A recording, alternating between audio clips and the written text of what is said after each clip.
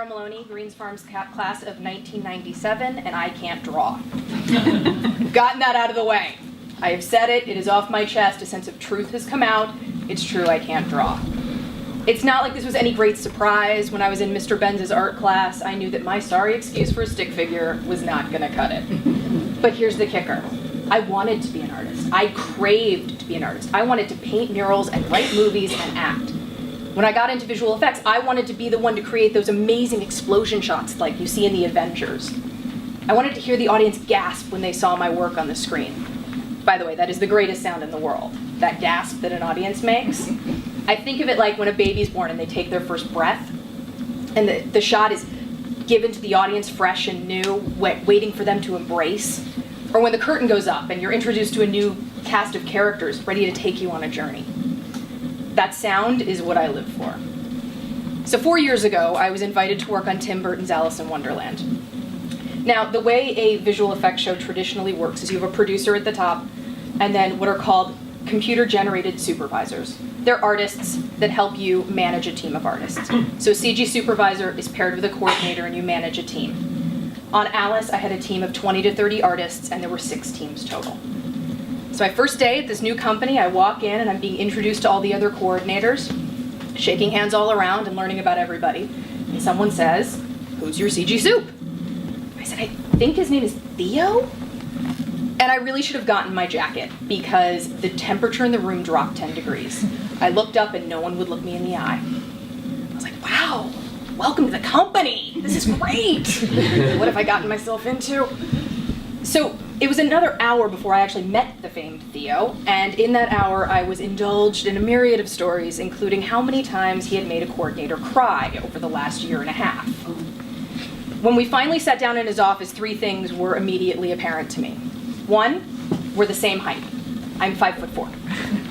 2, he had to be a bodybuilder or some kind of fitness fanatic, which explained in the interview why they got so excited when they heard that I was a Pilates instructor on the side.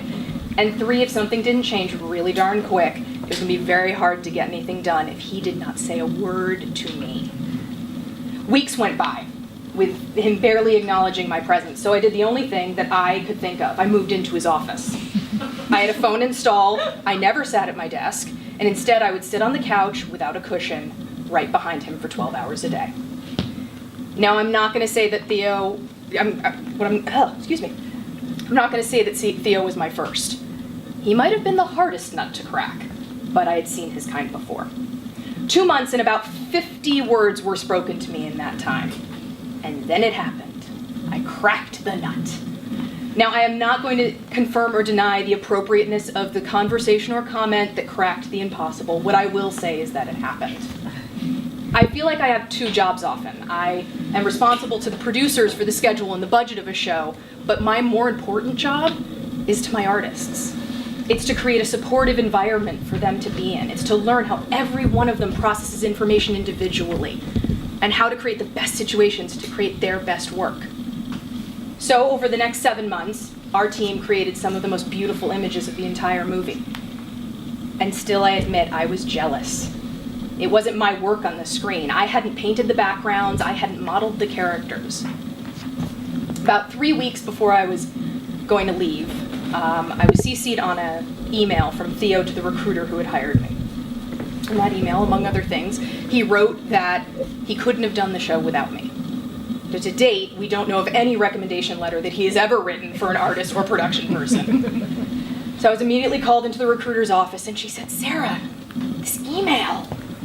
You know, we have this other CG supervisor who's kind of challenging, and we think if we put you guys together, you could do something." Now, was it a light bulb moment? Maybe. But it's taken me 10 years of collecting these moments to see the picture that's right in front of me, the mural that is my life. The moments are never the same. I've had artists cry on my shoulder. I've been with them through births and deaths and sleepless nights and impossible clients. I have run through hallways to beg someone to stay to review a shot for an artist that has been working for 36 hours straight and is late to an anniversary dinner with his wife. I've cheered for an artist's first final. We've delivered shots at 5 o'clock in the morning, and we've worked 100-hour weeks side by side. I've been called a lot of things in my career. Bulldog, dynamite, Julie McCoy, it's a personal favorite, friend, and captain, to name a few.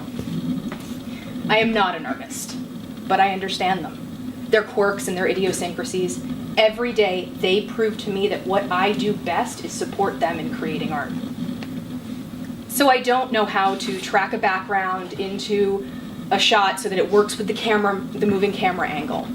I don't know how to animate the March Hare so it looks like he's interacting with Johnny Depp. What I do know are my artists. And they've shown that for me, supporting them is the most important thing that I can do. So they draw the lines.